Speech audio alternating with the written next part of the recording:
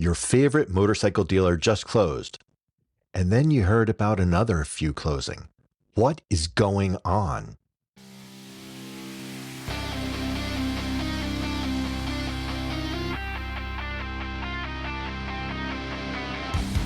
Welcome to the Throttle and Roast podcast. I'm your host, Neil Smearshart. There's been a lot of news about motorcycle dealerships closing, and with seemingly greater frequency. Just looking within the 100 miles of where I live, there's been a number of closings, some not long after they opened. Riley Motorsports opened in Stamford, Connecticut in 2022, aiming to carry Ducati and KTM, but they closed within 2 years. Colonial Powersports in Milford, Connecticut closed, and they carried both KTM and Royal Enfield. And Max BMW closed their South Windsor, Connecticut location as they moved their Brookfield, Connecticut location over to New Milford. And New York City Harley-Davidson closed its doors last September. And this year, the Royal Enfield dealer in Kent, Connecticut closed, and another Royal Enfield and Indian motorcycle dealer closed in Brookfield, Connecticut. The only bright spots have been that Max BMW added KTM to the brands they carry in the New Milford location, and Motoplex Fairfield opened carrying many of the Piaggio brands like Vespa, Moto Guzzi, and Aprilia. So what is going on? Well, one of the biggest things that affects why motorcycle dealers are deciding to close up shop is some of the demands placed on them by manufacturers. Now, some brands require an exclusive on the brand in the space, and they also require extensive and expensive renovations to have a certain look required by the brand. Now, BMW is notorious for this, as is Harley-Davidson. They also may require locations to be near major highways or a minimum amount of showroom space that limits the option for shops and requires a huge investment. Now, when you think of that huge investment, of course, there's rent, and retail space in general is very expensive per square foot. But for motorcycle dealerships, they need space not just for the showroom, but also for the service department and their offices that are supporting the business part of it. And this rent continues to climb and add up. And of course, it's difficult for some of these shops to be able to get help, especially for service techs. And if we think of it realistically, there's a lot of demand, but there's not necessarily a lot of qualified people in every area where you're trying to put a motorcycle dealer. And service often makes more money for a dealership than sales. And as a rider, we all try to get the best deal on a new bike. So the ability to stay in business has to come from somewhere, and that's usually parts and service. And there's plenty of motorcyclists who will always refer to it as the stealership, and then they will try to do all of the service themselves. I think this is probably why a lot of manufacturers have limited the ability to get service manuals. This is something that a lot of BMW riders do complain about because BMW does not have service manuals for the general public anymore. It's only available to the dealers, therefore forcing you to bring your bike in for service at the dealer.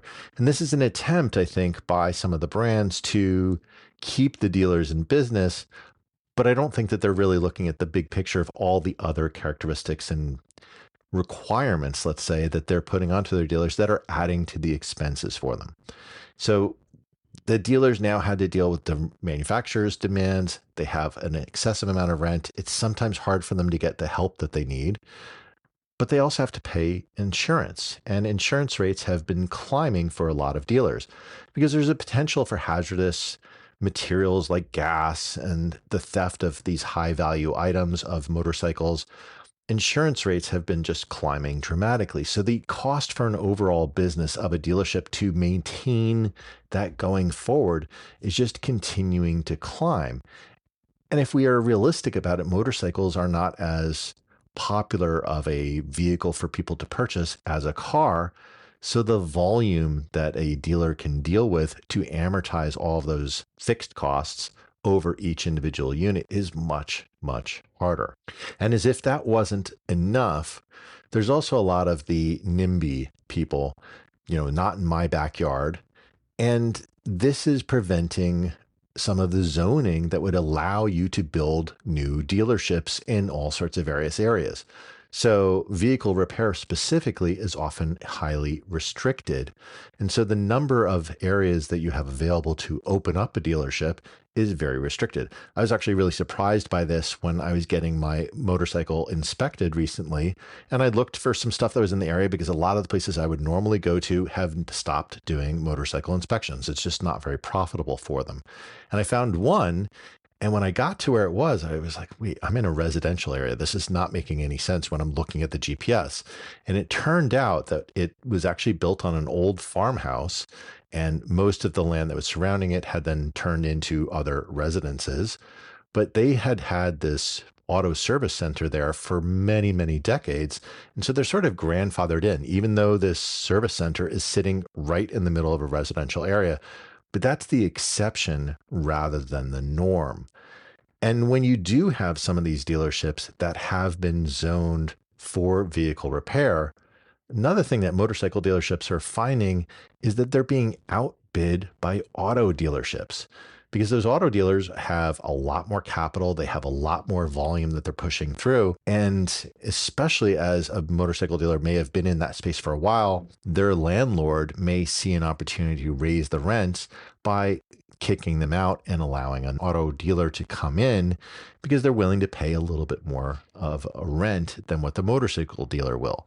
So all of these things are contributing of just making it so much harder for a business to maintain. And when you're thinking of how challenging the motorcycle business is and how much it's been really swaying quite significantly in terms of sales are up, sales are down, sales are up, sales are down, it is a challenge. And that kind of does come into a bit of the cycle that we're in right now, where we did have after the pandemic, or even during the pandemic, there was certainly here in the United States a big climb in motorcycle sales, and really specifically within off-road motorcycle sales. And this has allowed them to continue to grow. But as the economy has started to deteriorate, we've had a little bit of a sales decline. And if you look across most of the manufacturers, this has been pretty evident. KTM, as we've spoken about in some previous episodes, has kept running out of capital and kept having to go back to their creditors and asking for more. They finally did get a bailout from one of their partners with Bajaj, but overall, sales have not been doing really, really well for a lot of manufacturers. And when we look at some of the other things that are happening on a macroeconomic level, and specifically in the US, I'll talk about tariffs. This is something that's also not helping. Pretty much the only mainline manufacturer that is produced in the United States is Harley Davidson and Indian. So most manufacturers are not in the US, which means they're going to be subject to tariffs. And this is going to have a dramatic impact on whether a motorcyclist says, hey, let me go and get that new bike this year, because they're going to look at that and say, wait a minute, that bike now is 10, 20, 30, 50% more expensive than it would have been just a few months prior. That may give them pause. And so you have to think, if for each dealership, their volume of sales is going to go way down. And as a consequence, they can't keep the lights on because they don't have the sales, they don't have the service coming in. And it just makes it that much harder for these dealers. So we discussed how manufacturers are requiring significant investments on dealers to have the right brand image.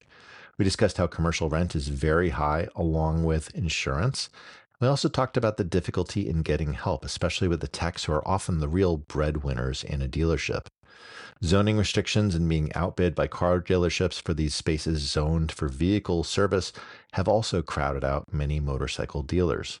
And finally, motorcycle sales, at least here in the United States, have been flat to declining, and the recent tariffs aren't helping. So my question for you is, have you had a dealer near you close recently, and do you know why? Share your thoughts through the text the show link in the show notes, or leave a voicemail at throttleandroast.com/voicemail. Thanks for listening. I'll talk to you next week. Hey, if you enjoyed this episode, please tell a friend about the show. You can often share an episode directly from your podcast app, or you can direct them to throttleandroast.com. Word of mouth is the best way for us to grow and find new listeners, so I really appreciate your help.